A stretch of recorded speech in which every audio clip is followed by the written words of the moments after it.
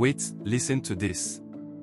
This is the Ogoni story they don't tell children until they are old enough to understand greed and its price. So picture this. There was once a village where food was shared, land was respected, and no one slept hungry unless everyone slept hungry. And at the center of that village lived Tortoise. Small body. Slow legs. Sharp mind. Too sharp. Tortoise wasn't strong like the hunters. He wasn't respected like the elders. But his mouth. Oh. His mouth could sell sand to a river. Every morning, while others walked the farms and rivers, Tortoise walked people. He listened. He calculated. He smiled too much. And slowly, he began to believe something dangerous, that he was smarter than everyone else. One season, strangers arrived. Outsiders. Smooth-talking men with shiny gifts, heavy words, and empty promises. They said they wanted land. Just a small part, they claimed. Just to help the village prosper. The elders said, "We will think about it." The youth said, "Let's ask questions." The women said, "Land is not food you eat once." But Tortoise leaned forward. That night, he visited the strangers alone. No elders. No witnesses. Just greed and opportunity shaking hands in the dark. He told them everything. Which land was sacred? Which land fed the village? Which part avoided the ancestral trees? In return, they gave him gifts. Real gifts. Things no one else had ever owned. And Tortoise smiled. The next day, he stood before the village like a hero. He spoke of progress. Of wealth. Of a future where no one would farm again. His words were sweet, his logic sounded sharp, and his confidence, convincing. Some doubted him. Some felt uneasy. But greed has a funny way of sounding like wisdom when it wears confidence.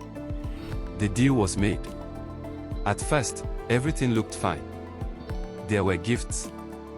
There were celebrations. Tortoise walked taller. Ate better.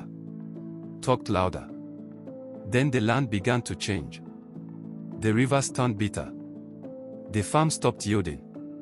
Animals disappeared. People complained. The elders questioned. The youths protested. Tortoise blamed everyone but himself. Be patient, he said. Sacrifice takes time, he said. Do you think wealth comes easy, he said. But at night, Tortoise couldn't sleep. The drums started beating without drummers. Dreams came heavy and dark. And the ancestors. They were not smiling. One morning, the village woke up to disaster. The sacred land was gone. The outsiders had taken more than promised. Far more. And they were gone. No warning. No goodbye. Only loss. The people gathered. Angry. Broken. Confused. And that was when the elders spoke. They didn't shout. They didn't curse. They simply asked one question. Who spoke for us without us? All eyes turned to Tortoise. For the first time, he had nothing to say. The punishment was not death. It was worse. Tortoise was banished. Not beaten.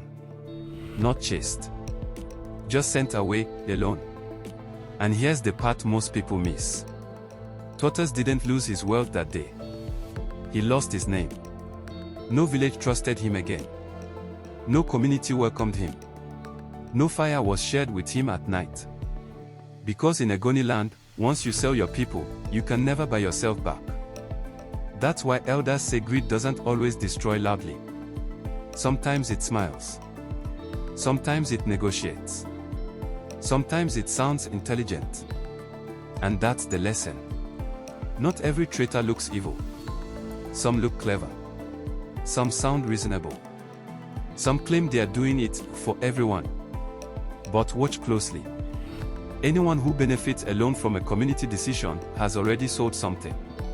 And maybe, just maybe, that's why Tortoise still walks slowly today. Not because his legs are weak, but because the weight of what he did follows him everywhere.